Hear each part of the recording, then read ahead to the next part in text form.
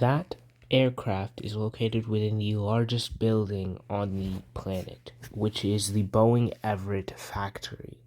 Its area, and I do mean area, is 98.3 acres.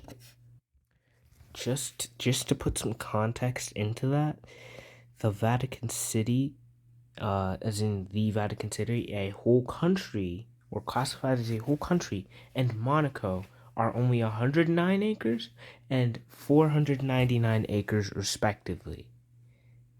If Boeing hypothetically created more than one Everett factory, or even just a factory for every continent, they would have more area in land than multiple countries